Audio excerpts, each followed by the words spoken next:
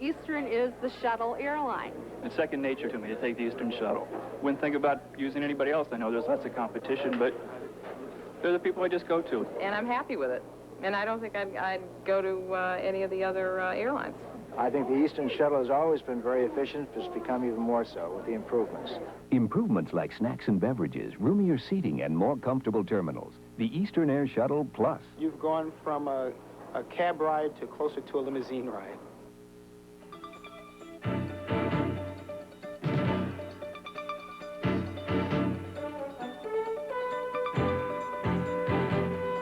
Street Shadows, December 22nd at 8 on WBZ-TV4.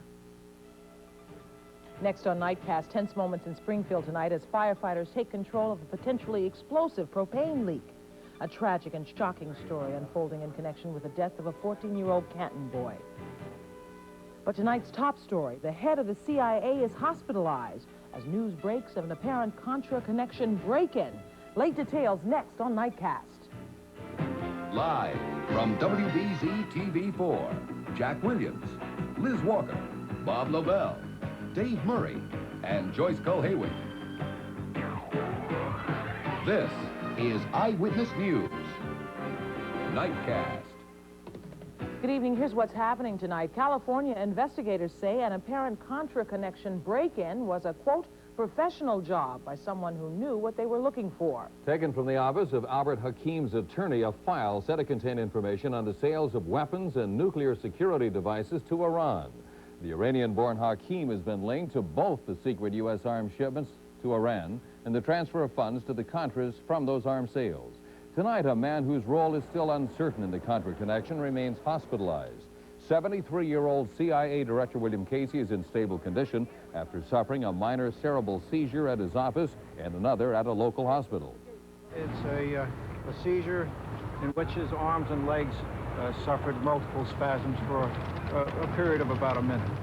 Doctors say the timing of the seizures is only an unfortunate coincidence. It's not stress-related. My own feeling is that it's coincidental. To appear tomorrow before the Senate Intelligence Committee to testify about what he knew of the Iran arms Contra funds scandal. Commenting tonight on the latest developments in the Contra connection probe, retiring House Speaker Thomas Tip O'Neill said every White House staff member, and especially active-duty military personnel, should be willing to appear before Congress. O'Neill told Eyewitness newsman Dan Ray that he suspected all along the Reagan administration was prepared to do everything necessary to maintain control of the U.S. Senate. In Boston, the speaker was honored by the American Friends of the Hebrew University. Before this dinner with more than 300 people, O'Neill alluded to the persistent problems facing the president. I don't want to make any comments on what the White House should do. Let them get out of this themselves. On Tuesday, White House Chief of Staff Donald Regan will testify before the Senate Intelligence Committee. The president waived his right to executive privilege, freeing Regan to appear before that committee and tell all he knows. If you're associated with the White House and the president, or I believe if you're associated with the military and you have been active out of the White House while you have the prerogative, if you so desire, I don't think they ought to be claiming the third. I think that they ought to be in there, divulging everything they know. Sunday's edition of the Lowell Sun outlined a scheme whereby some of the profits from the arms sale to Iran were allegedly diverted from Swiss bank accounts in the name of the Contras to a domestic political slush fund. On reports that some of those Iranian funds may have been funneled to Republican Senate campaigns, O'Neill says he's not surprised. The intent of those around Reagan were to get the hostages on the White House lawn the week before election. Jimmy Carter couldn't do it. The hell with the policy of the United States government, the hell with the Congress, the heck with everybody else. The main thing is that we can get them home, we can be heroes, and we can recapture the Senate. Now, tonight, spokespersons for a number of Republican Senate candidates denied any knowledge of the so-called slush fund. Ironically, most, if not all, of those GOP candidates intended to benefit from those secret sources lost to Democrats in the November election. Jack and Liz? Okay, Dan, thanks. And tonight, charges that an American arrested in Nicaragua and accused of spying was a Rambo-like personality working alone. Sam Hall was arrested in Managua over the weekend, and now Nicaraguan officials charge Hall was caught carrying maps and drawings of Nicaraguan military locations. Hall was once a member of the group called Civilian Material Assistance, or CMA. It's an organization aimed at sending non-military aid to the Nicaraguan countries. The director of the CMA says, however, that Hall's overzealous Rambo-type actions caused his expulsion from CMA. Hall was forced out of the group 2 years ago for allegedly taking part in a military operation near the Nicaraguan border. It's independents like me that will do things for friendly governments to the United States in a covert way. And, you know, God love the government, it's just that their hands are tied. Hall, who was a former member of the Ohio House, described himself as a patriot, not a soldier of fortune. It is now disclosed that the United States was playing both ends in the Iran-Iraq-Persian Gulf War. While shipping weapons to Tehran, the U.S. was also giving detailed satellite intelligence information to Baghdad.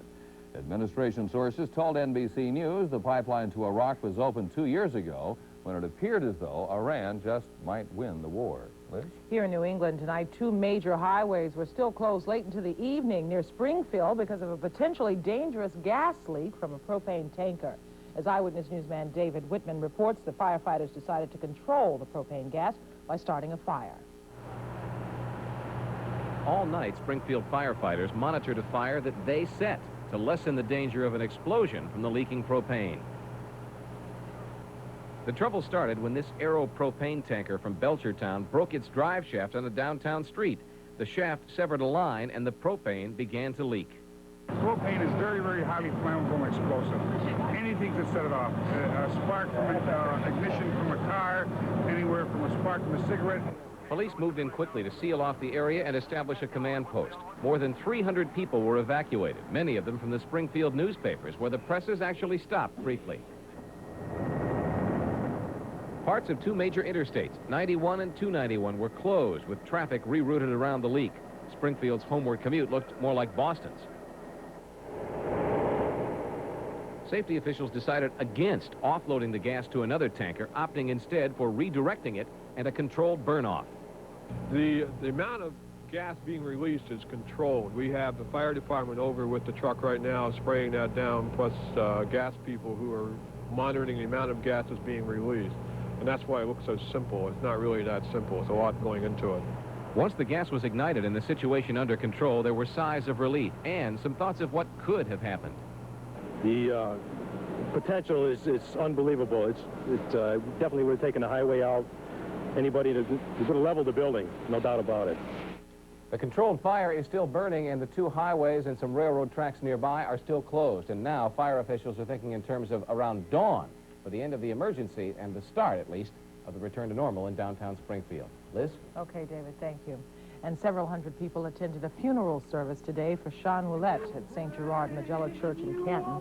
The 14-year-old had been found last week beaten to death in the woods near his home. Meanwhile, at Stoughton District Court, a 14-year-old boy pleaded not guilty to the charge. His identity is being kept secret because he is underage. And Sean's mother found that she sympathizes with the suspect's family.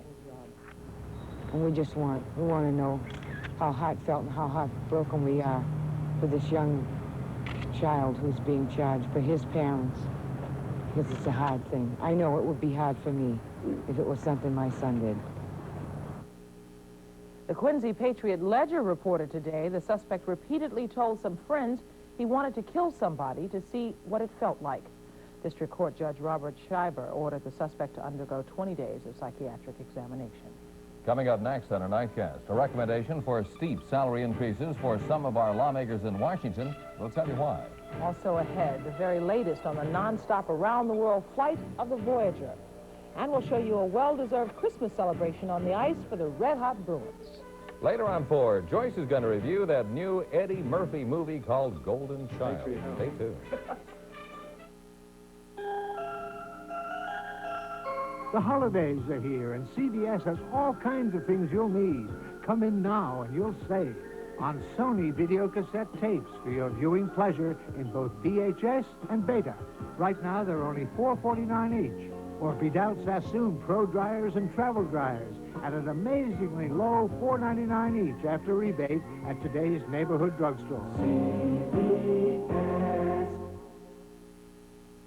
The time, right now. The place, your Mazda dealers. The event, Goodbye 86, with good buys on all our 87s, like 323, rated #1 in performance, comfort, and control, and 626, stickered $700 less than Honda Accord. Buy now while sales tax is still deductible. But hurry, the end is almost here. See your local Mazda dealer for a good buy now. Don't let time run out. The Swiss Alps, shaped by 100 million years. Now Tissot unearths its beauty and brings it to you one precious piece at a time. With the Rock Watch, each crafted out of solid granite, each a masterpiece of Tissot craftsmanship, formed by nature, unearthed by Tissot. The Rock Watch from Switzerland. Available at these fine jewelry stores.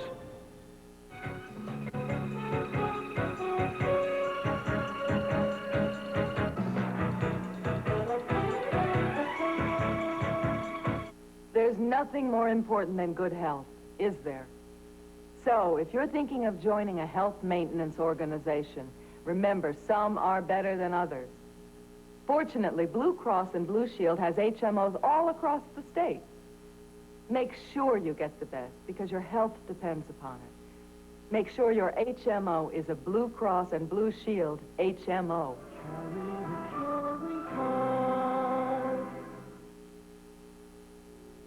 From Washington tonight, the recommendation is capital gains, at least when it comes to salaries for most top government officials.